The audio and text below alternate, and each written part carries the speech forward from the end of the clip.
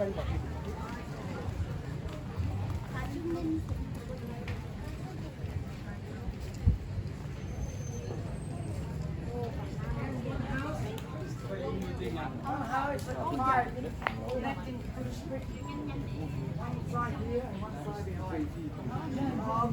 city gets flooded open.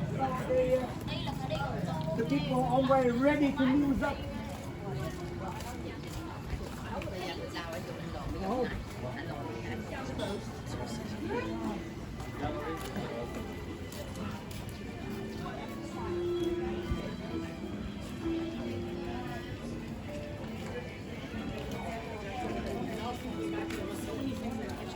But I couldn't get for my place.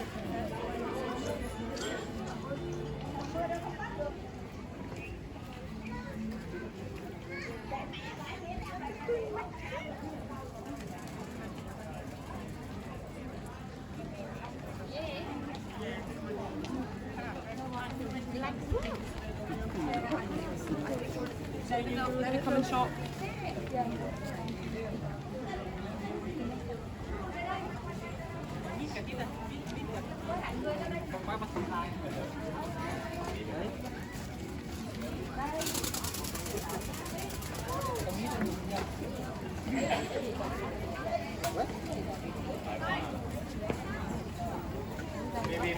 Beep.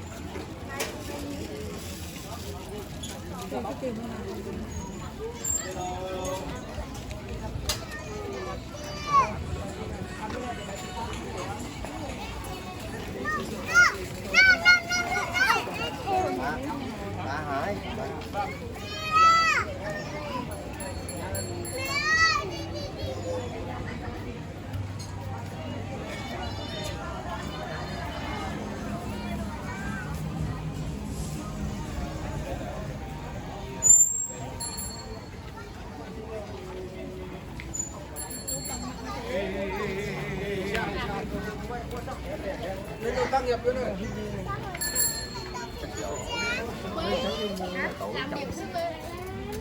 Rồi, gì nữa? Không thể làm gì?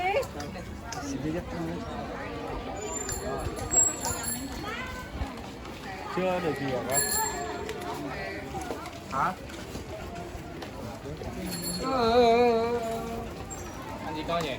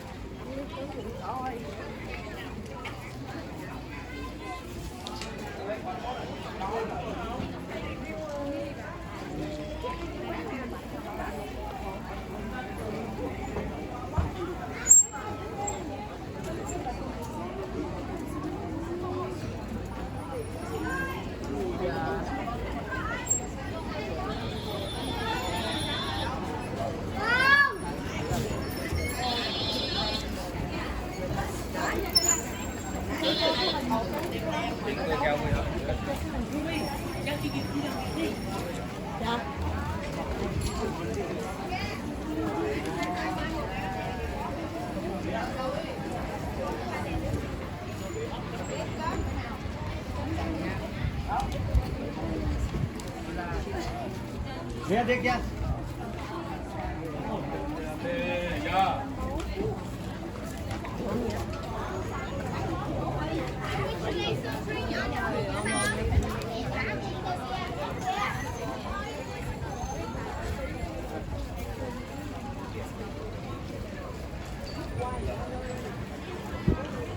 Rồi đây.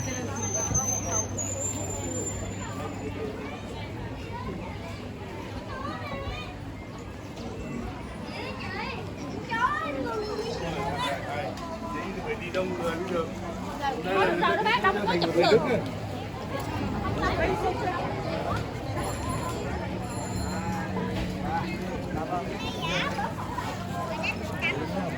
Một hai.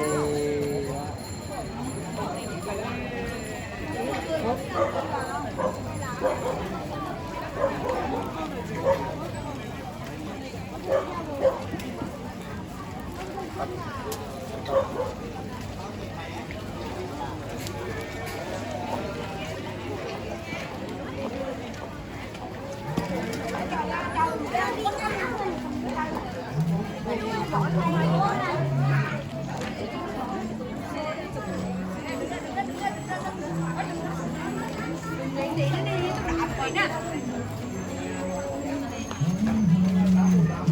Quán dài.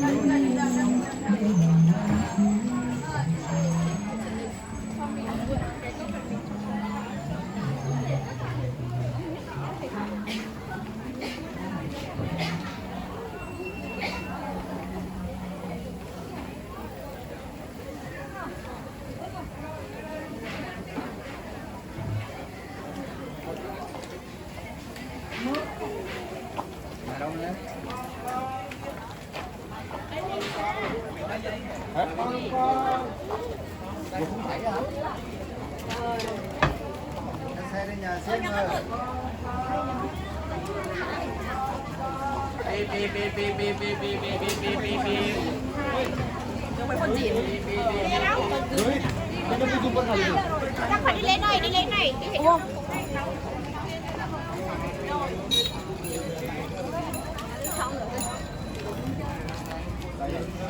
Rồi quay lại chưa?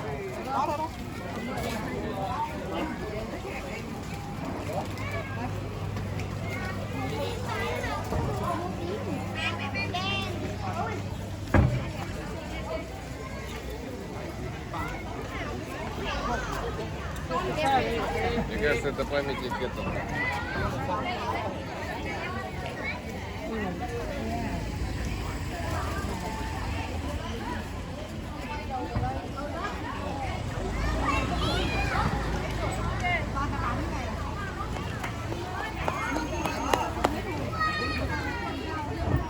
Đông nghề tao nói tao gì?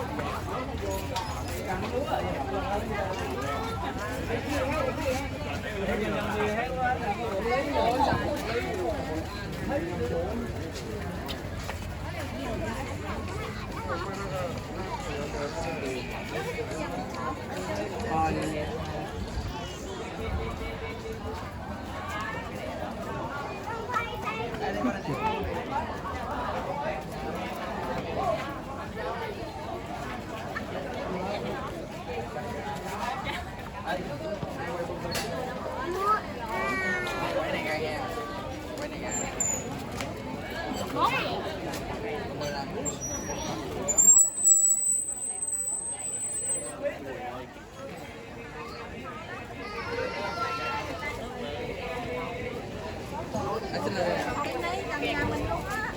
Đối chuyện đó bà bán bánh xèo. Có tại đối chuyện đó.